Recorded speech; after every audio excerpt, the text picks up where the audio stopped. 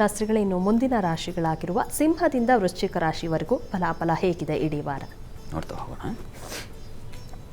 ಸಿಂಹರಾಶಿಯವರಿಗೆ ವಾರದ ಆದಿಯಲ್ಲಿ ನಿಮಗೆ ಸ್ತ್ರೀಯರಿಗೆ ಹೆಚ್ಚಿನ ವ್ಯಯ, ಅಲೆದಾಟ, ಗಂಟಲು, ಎದೆ ಭಾಗದಲ್ಲಿ ತೊಂದರೆ ಬರತಕ್ಕಂಥದ್ದು, ಭಯ, ಆತಂಕದ ವಾತಾವರಣ. ವೃತ್ತಿಯಲ್ಲಿ ಮಾತ್ರ ವಿಶೇಷವಾದ ಅನುಕೂಲ ಇರ್ತದೆ.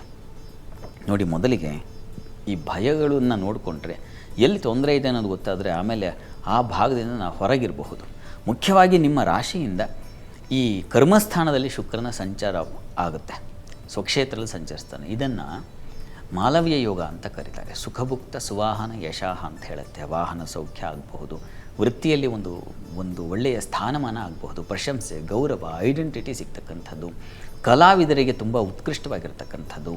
ಶುಕ್ರ ಹಾಲು ಹೈನುಗಾರಿಕೆ ಅಂತೀವಲ್ಲ, ಅಂಥ ಕ್ಷೇತ್ರಗಳೆಲ್ಲ ವಿಶೇಷವಾದ ಒಂದು ಹೊಸ ಅವಕಾಶ ದಾರಿ ಉಂಟಾಗ್ತಕ್ಕಂಥದ್ದು. ಮತ್ತು ಬಹಳ ಪ್ರಧಾನವಾಗಿ ಶುಕ್ರನಿಂದಾಗಿ ಈ ಕಲೆ, ಕಾಸ್ಟ್ಯೂಮ್ ಆಗಬಹುದು, ಅಥವಾ ಇನ್ಯಾವುದೋ ಮೇಕಪ್ ರಿಲೇಟೆಡ್ ಆಗಬಹುದು, ಗಿಫ್ಟ್ ಸೆಂಟರ್ ಆಗಬಹುದು, ಗಾರ್ಮೆಂಟ್ಗಳಲ್ಲಿ ಕೆಲಸ ಮಾಡ್ತಕ್ಕಂಥವ್ರು ಆಗೋದು, ಇವರಿಗೆಲ್ಲ ನೋಡಿ ತುಂಬ ಚೆನ್ನಾಗಿದೆ. ಅಂಥದ್ದೊಂದು ಶುಭ ಫಲವನ್ನು ಖಂಡಿತ ಶುಕ್ರ ತಂದು ಕೊಡ್ತಾನೆ. ಇದು ಏನು ನೋಡ್ತಾ ಇದ್ದೀರಾ, ಗಂಟಲು ಬಾಧೆ ಇತ್ಯಾದಿ ತೊಡಕುಗಳು, ಭಯ, ಅದು ಮಾಂದಿಯಿಂದಾಗಿ ಅದು 2 ದಿನದ ಫಲ ಅಷ್ಟೇ. ಸೋಮವಾರ ಮತ್ತು ಮಂಗಳವಾರದ ಫಲ ಅಷ್ಟೇ. ಹೀಗಾಗಿ ಆತಂಕ ಬೇಡ. ಇವುಗಳೆಲ್ಲ ಇರತಕ್ಕಂಥದ್ದು 2 ದಿವಸ. ಅದಾದ ಮೇಲೆ ಮತ್ತೆ ತುಂಬ ಚೆನ್ನಾಗಿದೆ. ಶುಕ್ರನ ಸಂಚಾರ ಸುಮಾರು ದಿನ ಇರೋದರಿಂದ ಹೆಚ್ಚು ಕಡಿಮೆ 1 ತಿಂಗಳುಗಳ ಕಾಲ ನಿಮಗೆ ಹೆಚ್ಚಿನ ಶುಭ ಫಲ ಕಾಣಲಿಕ್ಕೆ ಅವಕಾಶ ಇದೆ. ಇನ್ನು ವಾರದ ಅಂತ್ಯ ಭಾಗಕ್ಕೆ ಹೋಗೋಣ. ವಾರದ ಅಂತ್ಯದಲ್ಲಿ ಚಂದ್ರನ ಬಲ ತುಂಬ ಚೆನ್ನಾಗಿದೆ. ಈ ಕಾರಣದಿಂದಾಗಿ ಧೈರ್ಯ, ಸಾಹಸ ಇದೆಲ್ಲ ತುಂಬ ಚೆನ್ನಾಗಿರುತ್ತೆ. ಮುಖ್ಯವಾಗಿ ಕಾರ್ಯಗಳಲ್ಲಿ ಸಹಾಯ ಸಿಗ್ತಕ್ಕಂಥದ್ದು, ನೀವು ಯಾವ ಕಾರ್ಯವನ್ನು ಮಾಡ್ತಾ ಇದ್ದರೆ ಅಲ್ಲಿ ಸಪೋರ್ಟ್ ಸಿಗ್ತಕ್ಕಂಥದ್ದು, ಈ ಥರದ್ದೆಲ್ಲ ತುಂಬ ಚೆನ್ನಾಗಿದೆ. ಕಲಾವಿದರಿಗೆ ಅನುಕೂಲಕರವಾಗಿದೆ. ಸ್ವಲ್ಪ ಮಟ್ಟಿಗೆ ಕಾಲಿಗೆ ಪೆಟ್ಟಾಗೋ ಸಾಧ್ಯತೆ ಇರ್ತದೆ. ಅನಗತ್ಯ ವ್ಯಯವನ್ನು ಸೂಚಿಸ್ತಾ ಇದೆ. ಕೊನೆಯಲ್ಲಿ ಅದು ವಾರದ ಅಂತ್ಯದಲ್ಲಿ ಶುಕ್ರವಾರ ಶನಿವಾರದ ವೇಳೆಗೆ ಸ್ವಲ್ಪ ಅನಗತ್ಯ ಆಯ್ತೇನೋ, ಖರ್ಚು ಜಾಸ್ತಿ ಆಯ್ತೇನೋ, ಬೇಡವಾಗಿತ್ತೇನೋ, ಈ ಥರದ್ದೊಂದು ಆಲೋಚನೆ ಬಂದುಬಿಡುತ್ತೆ.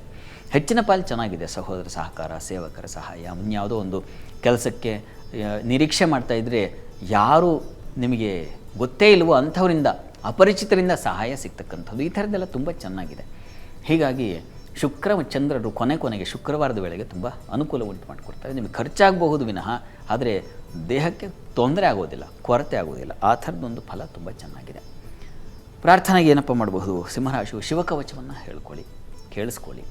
ಇದು ಆರೋಗ್ಯದ ದೃಷ್ಟಿಯಿಂದ ಅಲ್ಲಿ ಕುಜ, ಕೇತು ಮತ್ತು ಮಾಂದಿಯ ಸಂಚಾರ ಗುರುವಾರದ ವೇಳೆಗೆ, ಈ ಕಾರಣದಿಂದಾಗಿ ಸ್ವಲ್ಪ ಆರೋಗ್ಯ ವ್ಯತ್ಯಾಸ ಆಗ್ಬೋದು ಗುರುವಾರ ದಿವಸ.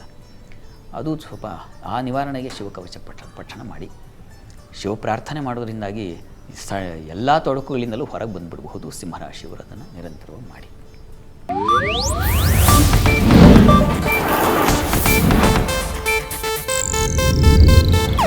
ಇದು ಏಷ್ಯಾನೆಟ್ ನ್ಯೂಸ್ ನೆಟ್ವರ್ಕ್ ಪ್ರಸ್ತುತಿ.